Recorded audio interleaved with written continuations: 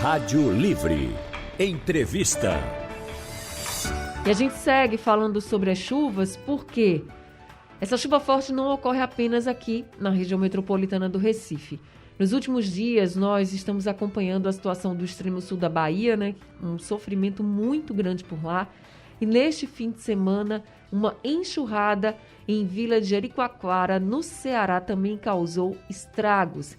Aí a gente fica se perguntando assim, mas a gente não está no verão, gente? Bem, para a gente entender um pouquinho o que está acontecendo, a gente vai conversar agora com o presidente do PROAM, Instituto Brasileiro de Proteção Ambiental, Carlos Bocuí. Boa tarde, professor Carlos, seja muito bem-vindo aqui ao Rádio Livre e feliz ano novo. Boa tarde, é um prazer estar aqui no início de ano falando com vocês novamente.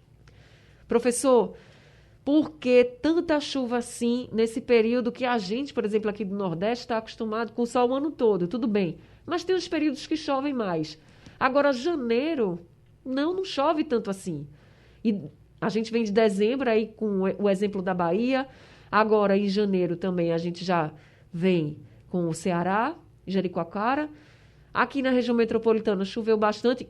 Graças a Deus não foi nem no Ceará e nem na Bahia, mas assim, é muita chuva para o verão. Por que isso está acontecendo? Bom, nós temos alguns fatores aí, segundo o pessoal da área de previsão de tempo, que são, primeiro, o efeito Laninha no Oceano Pacífico, que é um resfriamento das águas do Pacífico. Isso leva, de uma forma atípica, a chover mais nas regiões do norte e nordeste do Brasil, né? É um fenômeno global que se repete de anos em anos, então isso é um fato que não é, eu diria, tão diferente assim de outras situações. Por outro lado, você tem os efeitos do aquecimento global. O Brasil atinge, já na plataforma continental da América do Sul, praticamente 1,7 graus de temperatura média, né? O Nordeste com 2 graus. Isso significa que você tem uma maior massa de calor sobre o continente, né?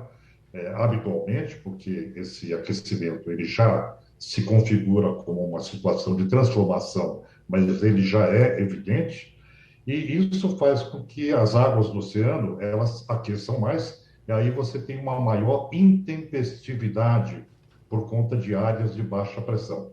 Então você tem uma combinação de vários fenômenos, que é esse fenômeno do Laninha, você tem o fenômeno das áreas de baixa pressão, que provocam chuvas, são choques de frentes úmidas e quentes com frentes frias, e, por outro lado, o aquecimento global. É muito bom entender isso. O aquecimento global, ele potencializa esses efeitos naturais. Não é que ele cause sozinho, mas ele potencializa esse processo.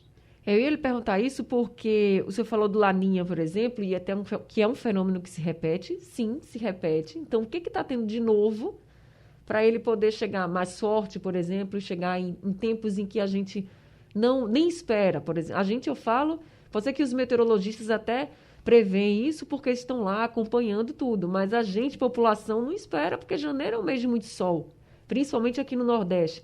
Então, tem muito da ação do homem também? Olha, então, tem essa questão do aquecimento global, ele vai potencializar essas situações. Isso não é de hoje, não é?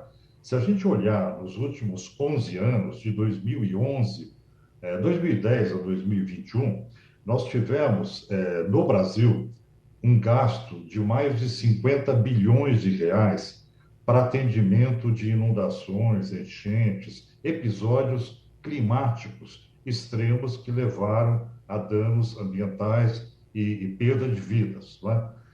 Isso nos últimos 10 anos. Agora, durante todo o século XX, né, de 1900 até do ano 2000, o custo para esses acidentes foi de 65 bilhões de reais. Quer dizer, em 10 anos, nós quase atingimos aquilo que foi gasto em um século para atender esses eventos extremos. Isso é um dado importante, porque ele demonstra que esse processo está se acirrando, não é? Ele está ficando mais frequente, né, esses desequilíbrios. Isso se deve ao aquecimento global. Esse é o fato que a gente tem que apontar com uma grande parcela de certeza científica.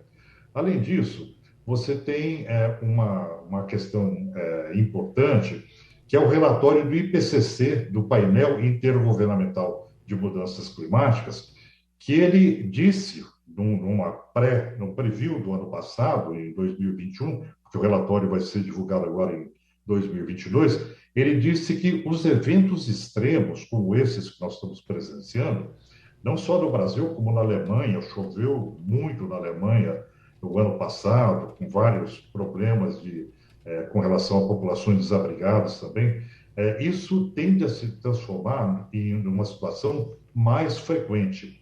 Um evento extremo que se dava a cada 50 anos, ele tem 38 vezes mais probabilidade agora, de acordo com o IPCC, de acontecer. Ou seja, aquilo que era episódico passou a ficar comum, né? Quase que diário.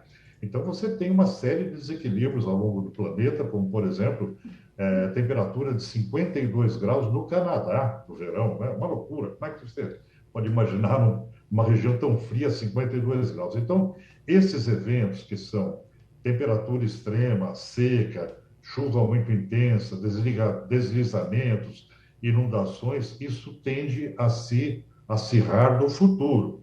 E aí é muito importante que a gente tenha algumas coisas para salvaguardar a sociedade, que é, primeiro, uma previsão de clima, de chuvas, de meteorologia que seja boa, seja efetiva, seja rápida.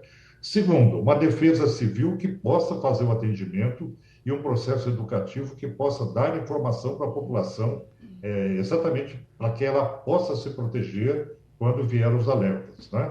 A terceira questão é não permitir ocupação de áreas inundáveis. Isso é uma coisa extremamente importante. Recentemente, nós tivemos uma legislação alterada na Câmara Federal que determinou que os municípios podem alterar o uso de ocupação do solo, além dos limites que eram colocados pelo Código Florestal. Isso vai na contramão dessa perspectiva. Você tem que ter uma maior proteção e não desguarnecer a proteção. Ou seja, favorece a especulação imobiliária e coloca as pessoas em situação de risco, né?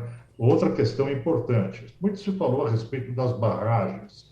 Se a gente passa por um sistema que agora é atípico, é preciso revisar todas as medidas de segurança com relação às obras públicas, barragens, estradas, encostas, tudo isso tem que passar por uma revisão de segurança, tendo por base um elemento muito importante, que a série histórica que levava à construção de tudo isso, ela não é mais uma garantia suficiente, porque as coisas estão mudando.